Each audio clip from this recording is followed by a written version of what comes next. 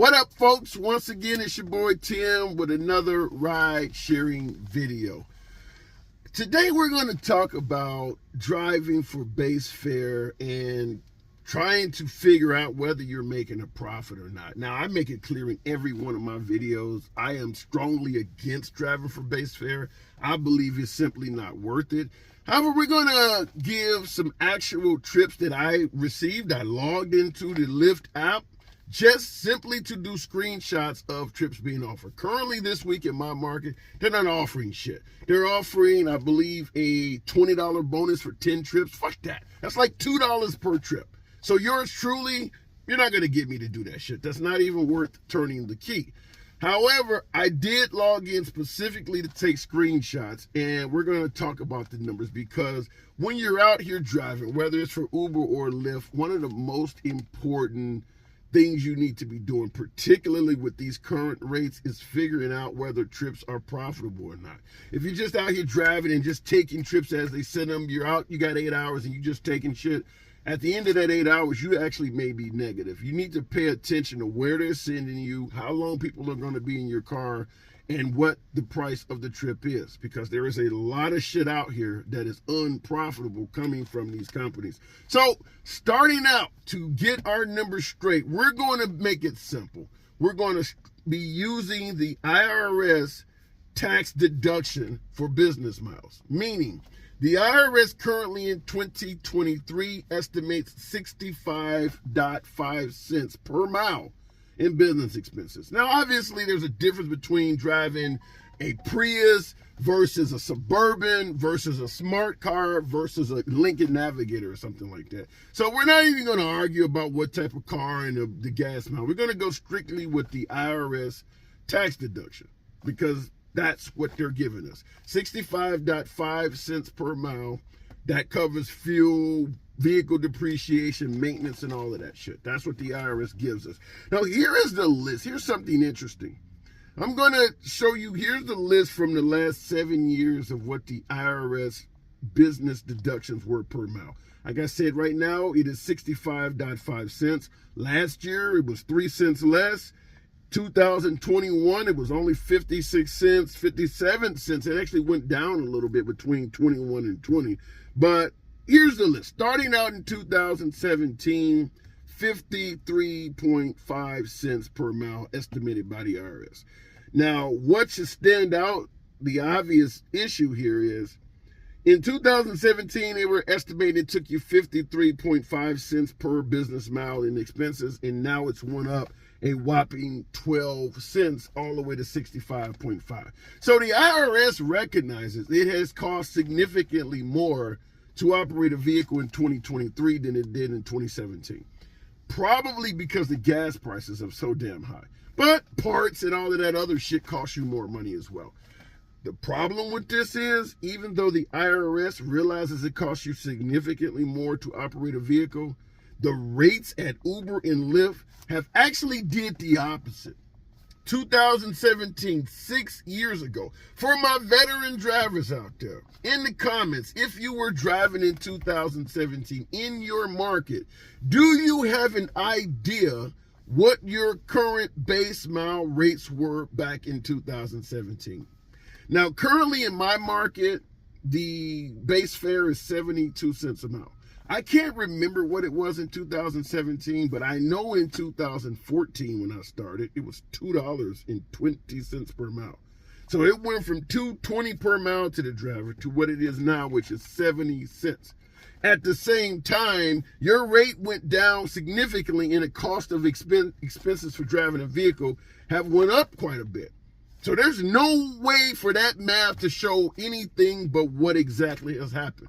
Drivers are making a hell of a lot less as the years are going on. There's just no other way to spin those numbers. If you hear anybody bragging about, well, I make a lot more money now than I did a few years ago, they are flat out lying. The numbers do not lie. So let me show you some trips that I did screenshots of that are being offered by Lyft today in my market, and we'll determine if they're profitable or if they're not. There's a hell of a lot of non-profitable trips out here, but I'm going to show you some that also are profitable indeed.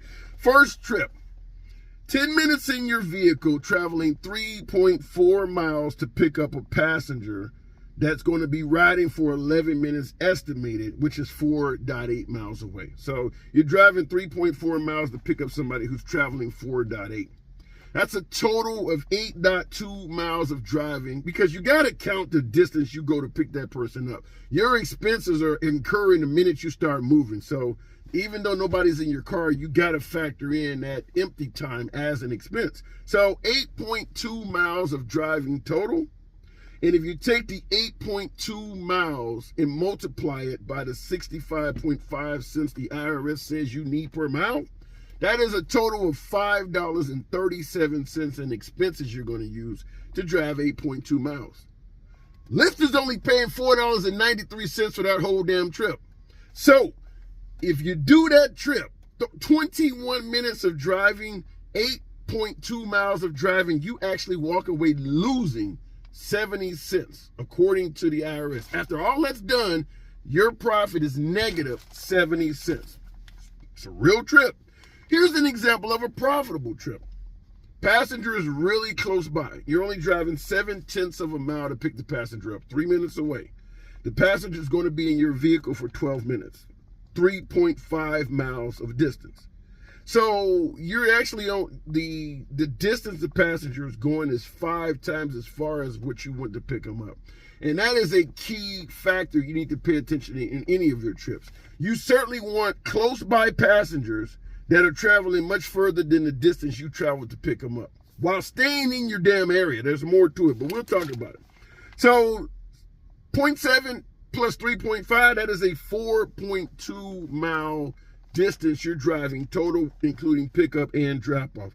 4.2 times the 65.5 cents of expenses. To complete this trip, you're spending $2.75 according to the IRS to drive 4 miles and 4.2 miles. $2.75. The trip pays $3.27. So you're profiting. According to Lyft, the 15 minutes it took to do that trip, you will profit a whopping 52 cents. This is real trips based on real math. Here's another one. I just want to give you these, folks. So this is what I saw today when I turned the app on. 20 minutes of driving to pick up a passenger going 9.5 miles. Or better yet, pick up a passenger that's 9.5 miles away. The passenger's only traveling 4.4 miles. So I say this in every video. Do not travel these long-ass distances to pick up somebody who's only going a short distance. Even if you do not know, you're logged into the app and they make it where you don't know where the passenger's going. Let's say this information is not available. There should be a maximum distance you drive to pick a passenger up. My veteran drivers, how far do you drive on average to pick somebody up? I don't drive more than 5 miles because most passengers are not traveling more than 5 miles. But I'm going to show you some long examples in here as well. But let's stick with this one. 20 minutes of driving, 9.5 miles away to pick this person up. They're going to be in the vehicle 12 minutes, 4.4 miles to drop them to their destination. A total of 13.9 miles of driving, multiplied by the 65.5 cents of expenses that the IRS claims you're going to spend. You're spending $9.10 to complete this 13.9 mile trip. Lyft is only paying $7.15 for this whole damn trip. So for that 32 minutes of time you went to pick that person up and drop them off, you lost $1.95. Anybody out there doing this shit for base fare, you nasty. You might as well put the dildo on yourself. You might as well literally use it on your damn self. Anybody out here doing these unsanitary ass trips, your ass is nasty. Listen to this one. 27 minutes of driving to a passenger that is 25.8 miles away. That alone is a red flag. Don't ever do that shit. Don't ever drive 27 minutes to pick someone up. Don't ever drive 25.8 miles to pick up a passenger. Do not do that. But in this case, you're going to have that passenger in your vehicle for 56 minutes. They're going 54.3 miles. So you're doing a total of 80.1 miles of driving. To do 80.1 miles of driving at the IRS deduction of 65.5 cents, you're spending $52.47 to do that. Lyft is only paying $47.91 for the entire trip. So for that 83 minutes of driving to pick up the passenger and get them to their destination, you are going to be losing $4.56. You spend 83 minutes of your time and you walk away negative $4.53. What makes this trip particularly egregious? You got to come back. You drove a passenger 54.3 miles. You are outside of your normal area now. So if you cannot get someone, another passenger, to ride in your car on the way back, that entire drive back is on you. So that negative loss of $4.56 is probably going to quadruple or more, because you got to do the whole trip back. I just told you the IRS for you to drive 80 miles is $52. Let's say you have to do, out of that 54 miles you took that passenger, let's say you only got to do 40 miles back. That's going to be multiples of the amount you've already lost. Do not take people outside of your area unless you're guaranteed a damn trip back. The profits, or better yet, the losses, skyrocket the moment you start having to drive these big sets of miles back empty. You don't really want to be empty when driving rideshare for more, any more than 2 or 3 miles or so. Like I said, 65.5 cents per mile. So just think about that. Every single mile you're emptying your car is costing you 65.5 cents. Throughout the day, let's say you go and chase a surge. You drive 8 miles to the other side of town, or you drive 10 miles to the other side of town chasing a surge. If you drive 10 miles at 65.5 cents in expenses, that's $6.50 that you just spent chasing a damn surge. You better get some shit when you get over there. You better be sure that shit's waiting on your ass. Do not chase surges. That's why I tell you that. But one of the things I want to say, because I do have a lot of folks that watch the channel that also are passengers, not necessarily drivers. Most of my viewers are drivers, but there are some passengers that watch as well. If you live on the outskirts of town or in a rural area, I want you to understand this based on the numbers I've just been reading of. Every single passenger, or driver rather, when I say you live on the outskirts of town, let's say you live out in the suburbs or somewhere where you want to come in town to go to Dollar Tree or go to Walmart or go shopping because there's nothing out in your damn area. Every single driver that comes out there to pick you up, and every driver that takes you back home at the end of your running of errands is losing money. Every single one of them. When they drive out there 15, 20 minutes outside of town to come pick you up to bring you back in town to run some errands, every one of those drivers is losing money, because there is nobody else in your neighborhood that's catching a ride back. So if they're coming out there to pick you up, they're driving that whole distance empty. If they're coming out there after they've picked you up from Walmart or whatever to take you home, they're coming back to their area empty. So anyone that lives in these rural areas outside of town, understand every driver that picks you up or takes you home at the end of the day is losing money getting you to run your errands. So what am I saying? Tip the hell out of those drivers. For you folks that live in these areas and you're always wondering, why the hell does it take so long for them to get a driver out here to me? Or why am I sometimes never able to get a car to come out here? That's why. They're all losing money. And shame on you dumbass drivers that go out there to pick them up in the first place. The tipping in this industry is not there. And for some strange reason, for trips like that and trips like I just stated, the ride-sharing companies do not add anything extra. Some of these trips, it's predictable that the driver is going to do a hell of a lot of empty driving after the trip is done. There should be some form of a surcharge on top of that. You got a lot of passengers that want to go to neighboring cities and shit like that. Those drivers aren't getting anybody coming back. If you're in Dallas and you take a trip to Fort Worth, the chances of you guaranteeing a ride back from Fort Worth to Dallas, that's not that strong. Same thing Baltimore and DC and some of these other cities. And I'm naming cities where they are both large metropolitan areas. You start talking about major cities to suburbs and shit, and the chances of getting a ride back is even lower. So Do not drive outside of your primary area. I say that all the time. These 40, 50, 60-mile trips, I don't see how people take that shit. I just, other than you just simply have no mathematical education, you see it's a 70, 80-mile trip and I'm getting paid 80 cents a mile or 70 cents a mile, wahoo, and you think it's money. No, it's not. It's not. Just because somebody hands you a $100 bill when you're doing all this driving does not mean you have a $100 bill. All of that gas, all of that wear and tear, your time. You're not profiting shit. Like I say, anybody doing this, you might as well use the damn dildo on yourself. Your nasty ass. These are unsanitary ass trips. Don't take them. Final one.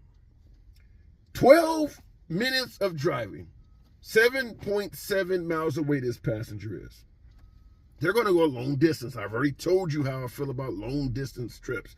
An hour and 2 minutes of driving with this passenger. 65.2 miles away is their destination. At the end of this trip, you will have driven 72.9 miles. Based on the IRS deduction, 65.5 cents, this trip will cost you in expenses $47.74. Lyft is paying $53.30 for the trip. So it is profitable. $5.56 of profit. That's an hour and 14 minutes of driving, 72.9 miles. An hour and 14 minutes of driving for $5.56 in profit. And once again, as I just stated before, if you're traveling, 65 miles with a passenger in your vehicle, you're outside of your area. So even though you profited $5.56, your ass got to come back. You're going to lose all of that coming back to your area.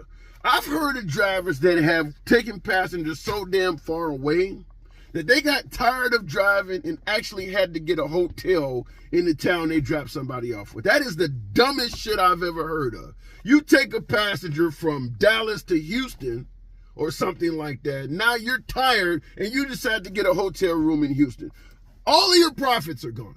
Literally all of your profits are gone. Don't do that shit. I don't get it, but I see that in the comment section quite often. Passengers or drivers taking folks in these distant cities and shit like that for base fare or for some low-ass rate that Uber or Lyft pays, and they end up having to get a hotel or something like that in their town.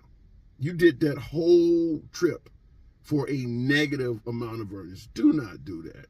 So I want to ask my veteran drivers in the comment section, how often do you spend a day driving for base fares? I've said it before. I do not even turn the key unless they're giving some kind of surge, promos, earnings guarantee, or streak bonus or something of that nature. I drove last week. They were offering an earnings guarantee of $200 for 16 trips.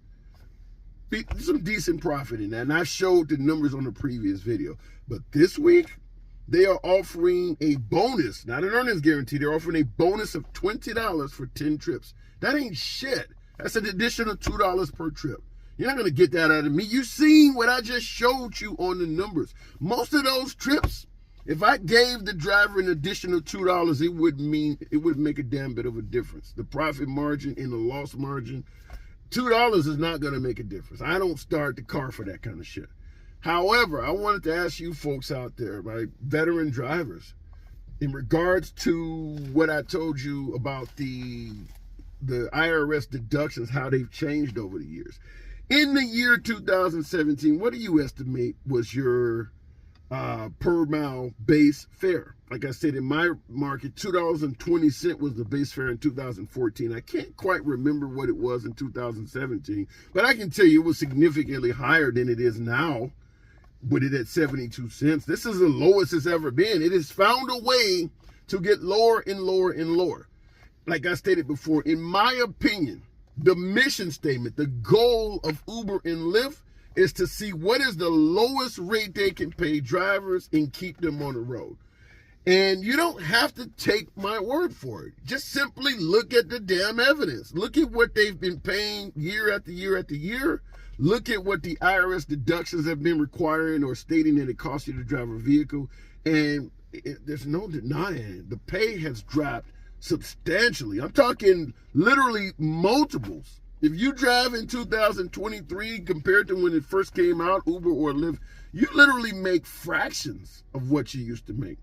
I mean, like I said, 70 cents compared to, or 72 cents a mile compared to $2.20. What is that? 3 times? 3 times as much per mile you were making back in 2014 when the IRS deductions were significantly less as well. That's a huge difference in pay. But what has happened in your market, folks? Let me know in the comments. And as I always say, subscribe to the damn channel. And I'll see you in the next video.